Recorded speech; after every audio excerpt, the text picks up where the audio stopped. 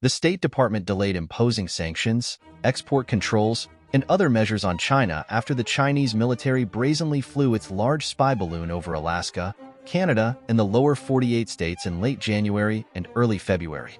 The postponement of these measures, reported by Reuters on May 11th, will almost certainly strengthen, legitimize, and embolden the most hostile elements in senior Communist Party circles.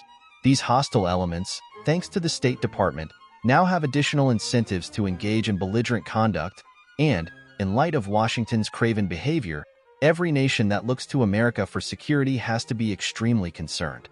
Guidance from S is to push non-balloon actions to the right so we can focus on symmetric and calibrated response, wrote Rick Waters, Deputy Assistant Secretary of State for China and Taiwan, in a February 6 email.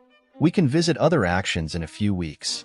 In plain English, Waters informed subordinates that Secretary of State Antony Blinken, referred to as S, had delayed already planned actions to avoid increasing tensions with China. Beijing had expressed anger for the shooting down of the balloon 2 days before the Waters message. Those planned actions included export control licensing rules for Huawei technologies and sanctions on China's officials for repression of Uyghurs. Reuters reported that these China measures have yet to be revived. Why did the Biden administration delay taking action? It is still devoted to policies that have failed for 3 decades.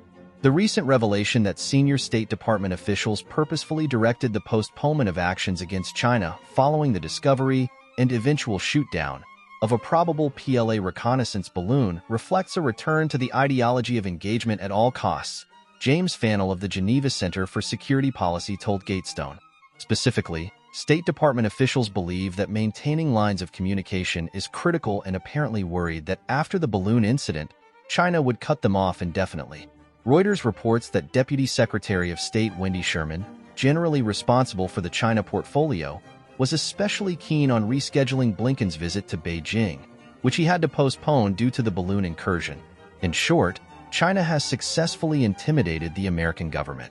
Defenders of the State Department's postponement of the Huawei and Uyghur measures have suggested that Washington will gain support among fence-sitting countries by showing that the United States was doing all it could to accommodate Beijing, ultimately making China appear the recalcitrant party. Such an argument might have made sense 3 decades ago, but certainly not at this late date. If countries by now do not perceive the danger posed by China, they never will. The way to obtain that consensus is Reagan-style American leadership and American coercive diplomacy. Both, at the moment, are in short supply.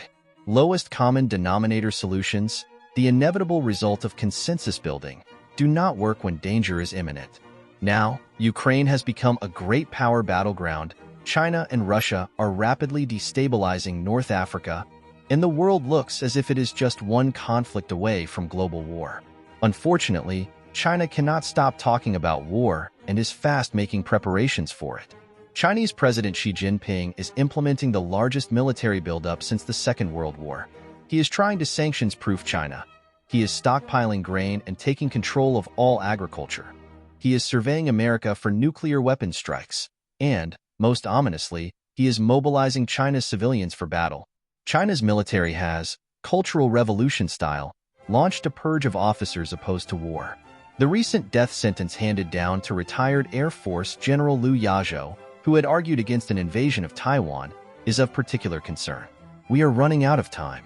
There is, however, almost no sense of urgency in Biden's Washington and in the most senior levels of the Pentagon. Biden, stuck in the post-Cold War glow of the 1990s, seems to think he has plenty of time to straighten matters out. National Security Advisor Jake Sullivan had more than 10 hours of meetings with China's top diplomat, Wang Yi, in Vienna on the 10th and 11th of this month. The freewheeling discussions have restarted what Washington Post columnist David Ignatius approvingly called constructive engagement. Biden's opening to China has been motivated by one simple idea. The United States doesn't want to start a new Cold War, Ignatius writes. Biden took too long to implement this insight, bowing to the new conventional wisdom in Washington that the more strident the confrontation with China, the better. But he seems to have found his voice. Beijing, unfortunately, is merely playing the same old game of 3 decades, holding out the prospect of talks in order to get American presidents to delay taking action. Dialogue with a cynical Beijing is almost always fruitless. At this moment, China is trying to prevent both the G7, which will meet in Hiroshima starting May 19th, from taking action against Beijing's coercive economic diplomacy and the Biden administration from issuing long-awaited rules prohibiting investment into Chinese technology sectors. She appears to believe he has no reason to work constructively with America. Change is coming that hasn't happened in 100 years, he proclaimed on March 22nd while bidding farewell to Vladimir Putin in Moscow after their 40th in-person chat. And we are driving this change together. Whether or not America is finished as a great power as she insists, I believe he is dead wrong. We are in the middle of events history will remember. Once again, Western democracies are not recognizing threats and acting with the speed and determination required. The Biden administration is even moving in the wrong direction. The Chinese Communist Party spent the past 30 years digging their talons into America's flesh, and a return to engagement will make getting rid of Beijing's influence even more painful, said Fannell, also a former U.S. Navy captain who served as Director of Intelligence and Information Operations at the U.S. Pacific Fleet. We are told there is a bipartisan consensus about confronting China today within the U.S. Congress, but this will be increasingly hard to implement if the executive branch returns to this failed engagement policy. China has completely intimidated the Biden administration. Americans, and others around the world, must worry what happens next.